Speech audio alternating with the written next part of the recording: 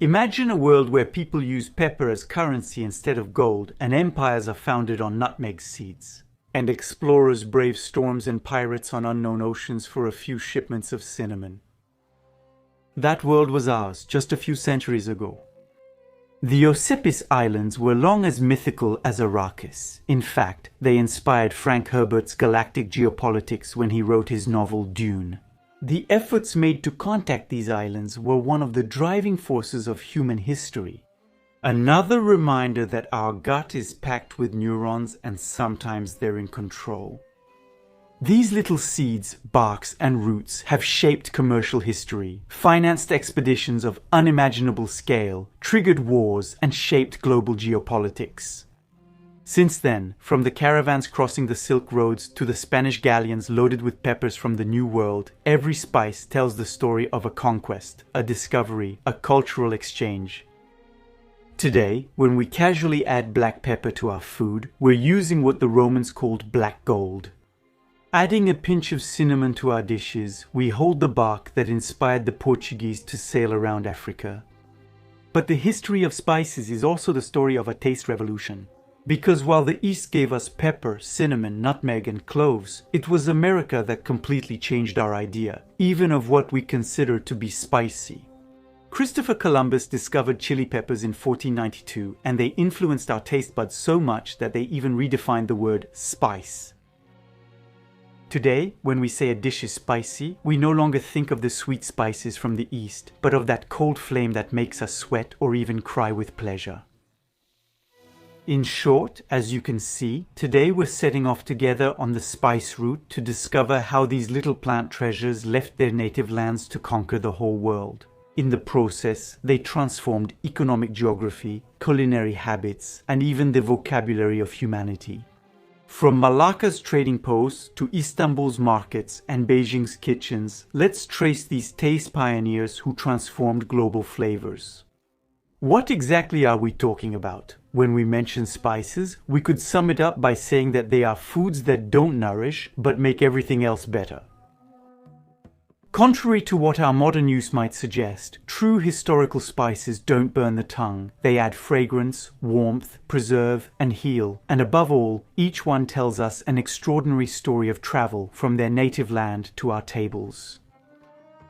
Let's begin with pepper, the most widely distributed spice since ancient times. Black, white, green, yellow, red, or grey pepper all come from the same plant species, Piper nigrum. Like bell peppers, pepper color depends on when it's picked during ripeness. There are also its cousins, like long pepper or Java pepper, which also come from the Piper family, but from different species. Others have tried to use the name, such as Sichuan pepper, allspice, Selim pepper, or Guinea pepper. They also come from other botanical families, and their taste is quite different, but their name is the same. Because being called pepper helps sell. The real pepper, on the other hand, comes from a vine native to the subtropical mountains of present-day Kerala in India. Sanskrit texts mentioned its presence 1,000 years before our era. But the plant has been cultivated and consumed there for much longer. As proof, the oldest known archaeobotanical trace of pepper comes from the mummy of Ramses II, who was embalmed in 1224 before Christ. With pepper in the nasal and abdominal cavities, the Egyptians therefore knew that pepper preserves, and this spice was already circulating along the trade routes, having traveled a long way. At that time, no pepper plant had yet traveled outside its region of origin, and that's one of the unique features of these plants. Their value comes from being tied to a usually limited territory. Unlike many other edible plants, they took a long time to be able to move to another continent. Unlike the 5th century before Christ, pepper was used for healing in ancient Greece, especially to treat gynecological problems thanks to its antibacterial effects. At that time, it mostly passed through the Greeks' sworn enemy, the Persians. This shows that people find ways to cooperate when serious matters arise. And throughout antiquity, pepper was an expensive passion. Pliny the Elder, for example, was outraged in 77 AD that people could pay such a high price. I quote, "Seeds valued only for their bitterness, not nourishment." In the 2nd century AD, Romans were obsessed with pepper, importing it through occupied Egypt from India's coasts. The ships that go there to trade could then carry up to 560 tons of pepper per vessel.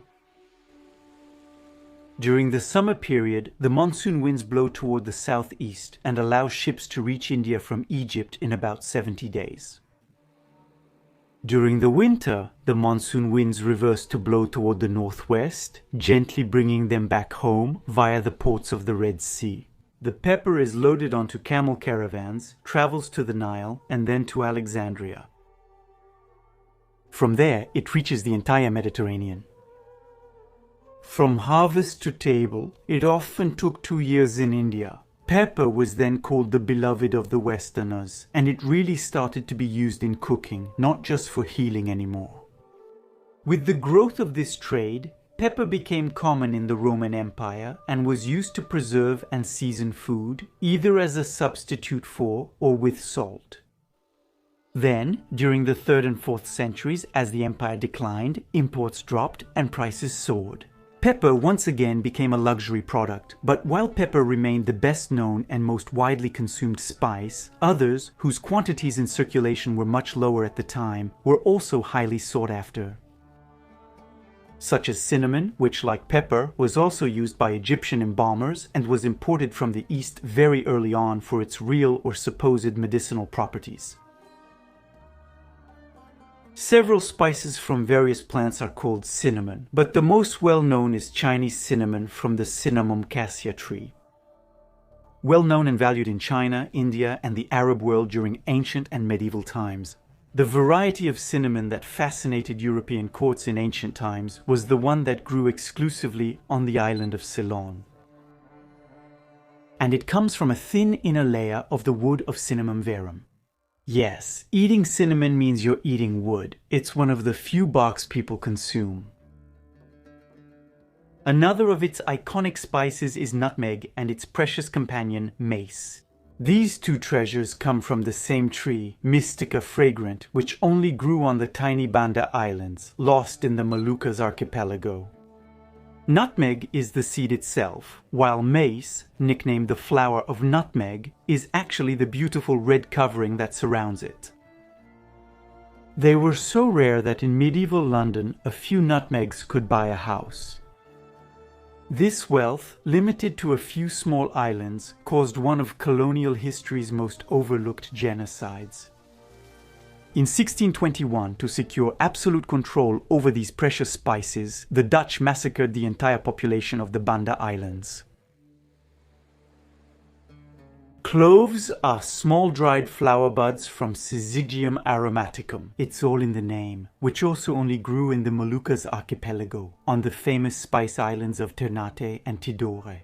The oldest mention we have found of the use of cloves dates back to the Han dynasty, in the 2nd century before Common Era, where nobles would chew them, to freshen their breath. In Europe, we know that the Roman Emperor Constantine, who founded the city of Constantinople in the 4th century, offered them to the popes of the time, so it was a luxury product. Further south, in the mountains of Kerala, which produced pepper, cardamom also grew. These small Eletaria cardamomum capsules, packed with fragrant black seeds, were once the most used spice in Roman cuisine, before fading into obscurity in medieval Europe. Make no mistake, in antiquity and the Middle Ages, taste pleasure was not central to the appeal. For spices, it is above all for their medicinal properties that they are sought after. And since the first remedy, before the advent of medicine, was food, spicy cuisine became a kind of medicine for the rich. In the 12th century, Alpinia galanga, a rhizome related to ginger, was valued by Hildegard von Bingen, a key figure in medieval medicine. A kind of universal remedy, prescribed for all imaginable ailments and to all the great lords she consulted. Even today, the rhizome of Curcuma longa, also a relative of ginger and the source of curcumin, continues to be studied by the pharmaceutical industry to create new remedies against cancer, for example. But don't make me say what I didn't say. Putting a little curcumin in a dish doesn't allow any cancer patient to skip chemotherapy. Like many plants, these botanical treasures have active ingredients that form the basis of many medications. This is key to understanding their appeal. We're not willing to spend the same amounts out of indulgence as we are out of a desire to survive. Another key point is that all the spices we discussed share a unique trait that explains their remarkable fate. They come from geographic areas that are often extremely limited, from tiny islands or very specific mountain valleys, and they keep extremely well. This lets them travel for years without deteriorating. So those who consumed them, sometimes thousands of kilometers from their place of origin, had great difficulty tracing them back to their geographic source, which was then surrounded by fantastic legends. Take cinnamon, for example, to protect their monopoly. Egyptian merchants liked to tell anyone who would listen that the plantations were the playground of mythical and dangerous giant birds who used the sticks to build their nests on top of inaccessible cliffs. And this mystification surrounding cinnamon lasted for centuries until the Portuguese finally discovered the real cinnamon trees. The fact that the production of these spices was, at first, extraordinarily localized. It means that if you control these regions, you have control over everything that can circulate and therefore over the prices. That's a monopoly, and it's a very valuable treasure. In fact, it's largely this opportunity to create monopolies that will drive the Spanish and the Portuguese to travel around the world, to take control of the spice production areas.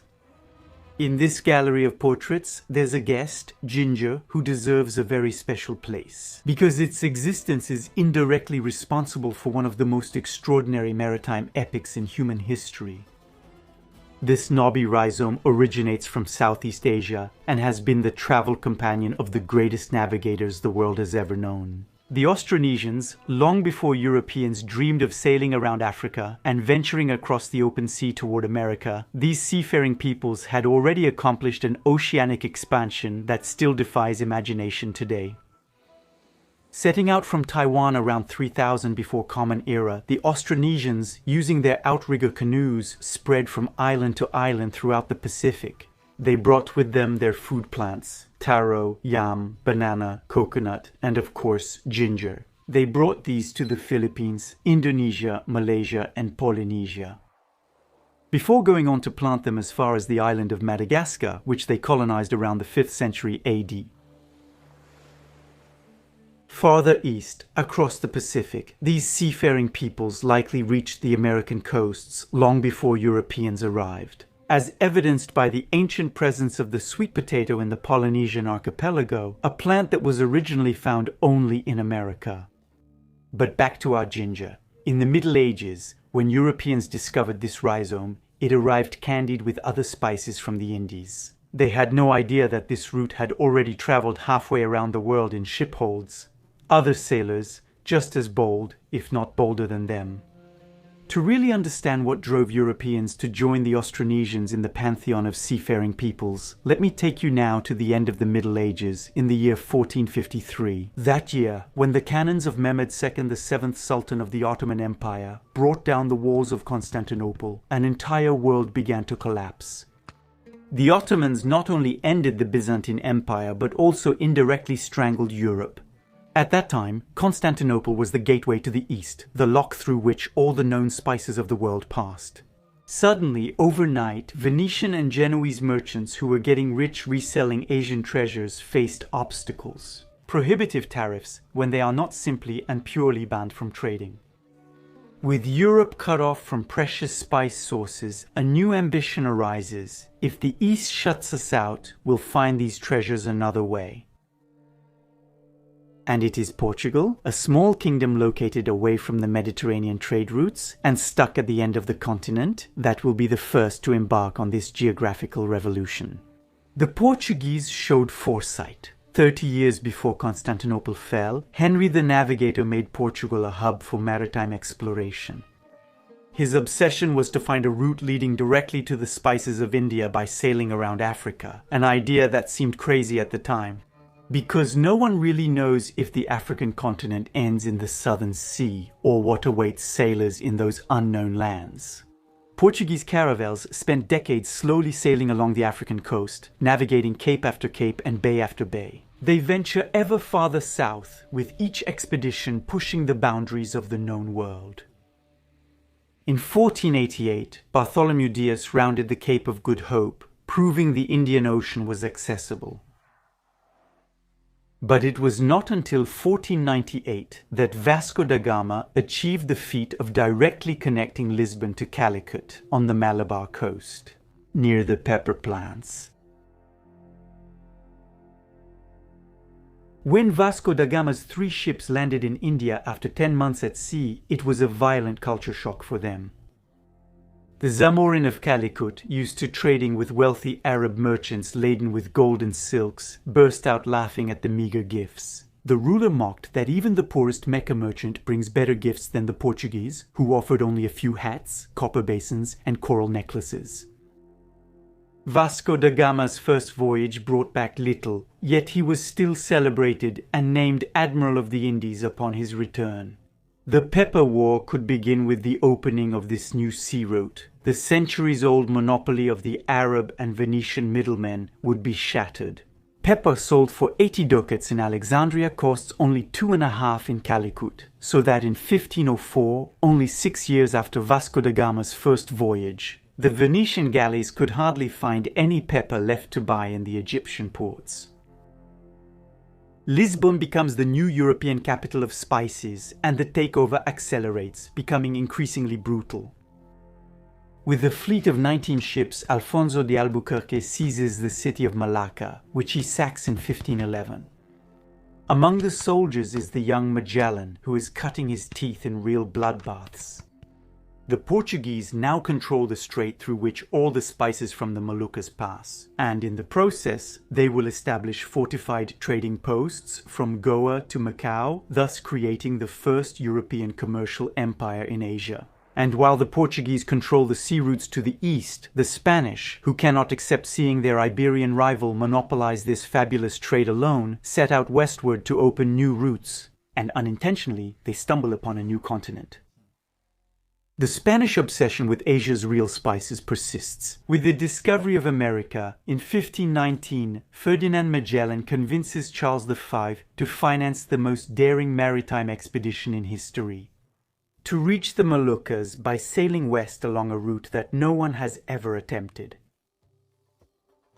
5 ships and 237 men then leave Seville with the sole objective of reaching these islands lost in the Pacific where nutmeg and cloves are harvested. But Magellan's epic journey will become a nightmare. From the very start, tensions are felt. 5 ships, 5 captains, and a motley crew who speak every language except the language of obedience. The Spanish captains have a hard time being commanded by Magellan, and for good reason. He's a Portuguese man, a traitor to his own crown. A mutiny erupts off Patagonia. 3 captains are killed, the rest surrender. The expedition proceeds, but more problems loom. It takes nearly a month of grueling and nerve-wracking sailing, fog, hidden reefs, and winds strong enough to unseat Neptune himself to reach the Pacific via the dangerous strait that the expedition gave its name to. During this ordeal, one of the ships deserts and quietly heads back to Spain. The others make it through and then venture into the largest ocean on the planet, the Pacific, which is completely unknown to them and in which they will wander. For 3 months and 20 days, without stopping, without a map, and with almost no wind at all.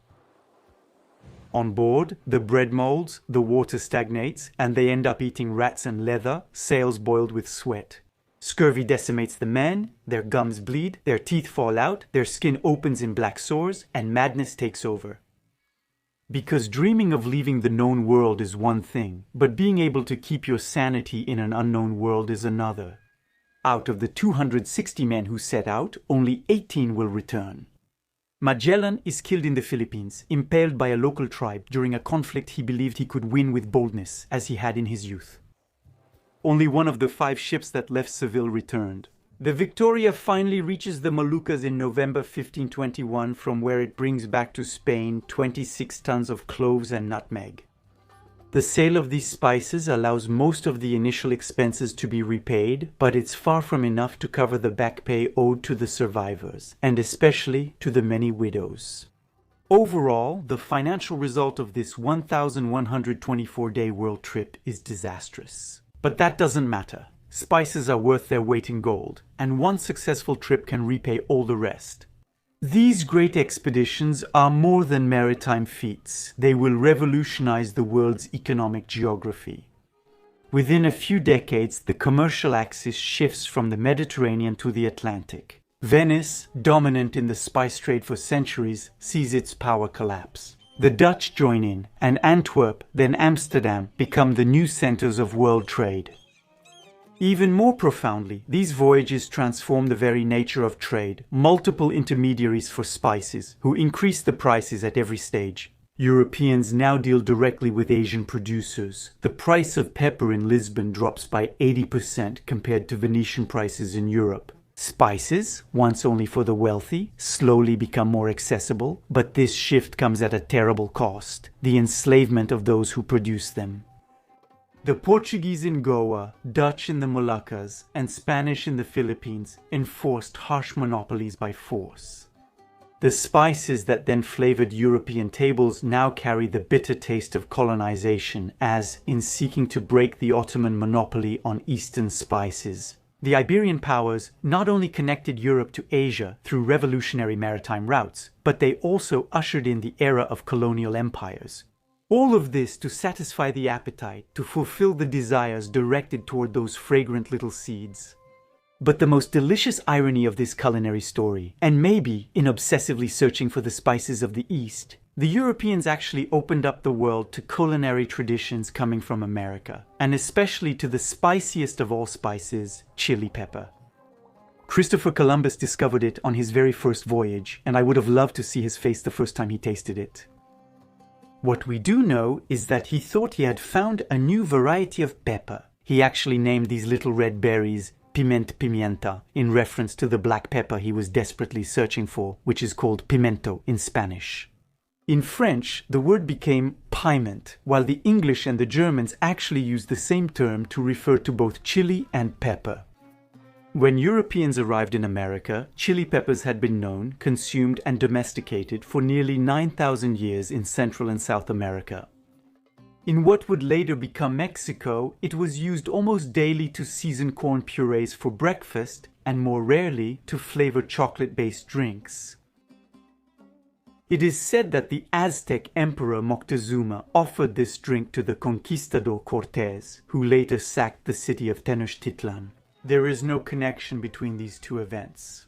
Today, the famous Mexican dish mole negro blends chili and cocoa flavors, showcasing the magic of chilies. There's capsaicin, it's an alkaloid, a molecule produced exclusively by this family of plants, and it's mainly found in the inner membranes of the chili pepper, not in the seeds. As we often think when we bite into a chili pepper, capsaicin binds to receptors called transient receptor potential vanilloid, one if you want to sound smart at a party. They're found on our skin, especially on mucous membranes. Capsaicin feels intense to us because its shape resembles molecules our bodies naturally produce. In burns, the well-known transient receptor potential vanilloid, 1 receptors can mistake them. So when these molecules are detected, we feel a painful sensation, a fake burning. Capsaicin was developed by plants because it helps deter certain species from eating their fruits, while encouraging other dispersers.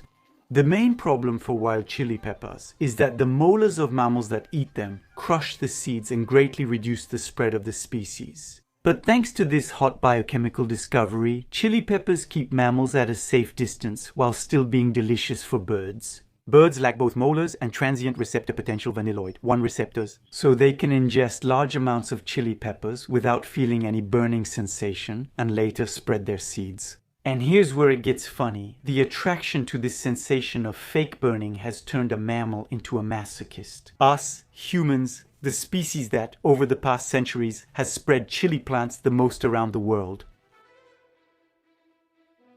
The logical question we can ask is why so many of us find it so good when objectively it actually hurts. Well, according to some psychologists, the pleasure we get from eating these flavor bombs is similar to what we feel on roller coasters, namely, the joy of the mind dominating the body. While your entire mouth is screaming at you that this is a bad idea, your mind knows that you're not in any danger. So you can fully enjoy the rush of endorphins sent by your brain in hopes of sparing you the pain of an expected demise. The line between pain and relief can be thin when it comes to suffering. The Aztecs sometimes applied chili to the eyes or mucous membranes of people they intended to torture or sacrifice. And in the pepper sprays used by the police today, we find concentrated capsaicin, which is extracted from cayenne pepper and therefore from a chili pepper. But on the other hand, capsaicin molecules and their derivatives are also used in medicine to stimulate metabolism and the release of endorphins, or even in creams that relieve joint and muscle pain. Chili peppers originate from a few wild species that, once domesticated, produced an incredible variety of types. Today, there are nearly 30 chili pepper species and about 50,000 varieties. Capsicum annuum was likely the first species selected by humans, and it's the origin of many of the world's most famous varieties. Spicy, the jalapeno, the poblano, the sweet bell pepper from our ratatouille used in paprika, or even the famous cayenne pepper, and even our espelette pepper. There are so many types of peppers that listing them all would be impossible and boring. Remember, their shapes may vary greatly, and that's why some have achieved worldwide success, like that little red pepper that gave us the famous Tabasco. Others remain almost exclusively confined to their specific region, like the descendants of Capsicum baccatum and Capsicum pubescens, which reign supreme over the high Andean plateaus, where the golden ají amarillo and thick, juicy rocoto peppers ignite local kitchens. Chili peppers are unique because, unlike Oriental spices that took centuries to spread in Europe, they reached almost the entire world in less than a century. This lightning-fast expansion is thanks to the trade networks that the Portuguese and the Spanish established all around the globe. Chili peppers arrived on the Iberian Peninsula with Columbus and Cortés in the 16th century, were quickly grown, and gradually spread to France in the 17th century. They then arrived in Italy, where Venetian merchants introduced them to the Ottomans. The Grand Turk and his people quickly liked it. It spread across their lands, from the Balkans to the Maghreb, leading to Hungarian paprika and North African harissa. But the Portuguese led the worldwide spread of chili peppers from their Brazil trading post. They imported and acclimatized it in Madeira, the Gulf of Guinea, and Mozambique, thanks to them. By 1505, just 13 years after Christopher Columbus's first expedition, chili peppers were already present in Goa and Calicut in India. This rapid adoption is due to the plant's easy cultivation, strong resistance to shipping, and much lower cost than black pepper. By 1560, chili peppers were widespread across the Indian subcontinent, so much so that Europeans called them Calicut or Indian pepper. From India, chili peppers then followed the Silk Roads to Samarkand and eastern China. Then they reached the Ottoman Empire from the west, while also spreading to the Southeast Asian islands by sea routes. In China, Sichuan province, known for its numbing pepper, quickly embraced red chili peppers. Thus was born, in the same movement, the distinctive Mala cuisine, literally meaning numb and spicy, where American chili peppers interact with the local pepper. Mapo tofu, the iconic dish of silky tofu and fiery red sauce, wouldn't exist without imported chili peppers. Similarly, Sichuan hot pot, that lava red broth where vegetables and meat simmer, owes its color and intensity to Mexican capsicum. Further south, Thailand makes chili peppers central to its cuisine. Somtam, the green papaya salad that makes newcomers tear up, mixes bird's eye chili with lime juice and fish sauce. Thai red curry, which ignites your taste buds, combines dozens of chili pepper varieties. And it's amazing to think that this authentically Thai cuisine simply didn't exist before the arrival of the Spanish and the Portuguese. But of all the culinary revolutions sparked by the arrival of these little berries, the one that took place in India is surely the most spectacular. The subcontinent, already supplying the world with pepper, embraced chili so thoroughly in its cuisine that it's hard to imagine a time without it. Goan vindaloo, an Indo-Portuguese dish of pork marinated in red chili and vinegar paste, showcases this fusion on its own. Today, it's actually India, the land originally sought by Christopher Columbus for its pepper, which has become the world's leading producer of chili peppers, accounting for nearly 40% of global production on its own. Africa may have experienced the most profound chili revolution. Portuguese merchants sailing along the African coasts in the 15th century quickly introduced American capsicums, which thrived in Africa's tropical climates. In Ethiopia, handling chili peppers became a culinary art in its own right with the creation of berbere, a spice blend dominated by dried red chilies that give it a blood-red color. The cuisine of this region, with injera, spongy flatbreads, accompanies meals and serves as a refreshment against these fiery dishes. And dorawat, the chicken stew that cooks for hours in a spicy paste, is now the national dish from a country unfamiliar with chili until the Portuguese arrived. Across the continent in West Africa, chili is also part of their identity. In Côte d'Ivoire, they invented kejanu, a sauce that combines chili, ginger, garlic and tomato to go with chicken or fish. In Burkina Faso, Benin, Togo and Guinea, the riz wolof recipe is made like risotto and spiced with chili. And today, it has become a dish listed as part of the intangible cultural heritage of humanity by United Nations Educational, Scientific and Cultural Organization. Surprisingly, it was Europe that discovered chili peppers and started their journey to the four corners of the world, but it is also the continent that has adopted them the least. Although the Spanish like sweet paprika for paella and cured meats, they are still wary of real chili. Although Hungary made paprika its national spice, the sweet variety is the most popular there. After centuries of political turmoil and colonial struggles over spice control, old continent cuisine is now among the world's least spiced, and it remains largely on the sidelines of this global culinary revolution that it indirectly triggered. Desire drives us toward what we lack and leads us to neglect what we once worked hard to get.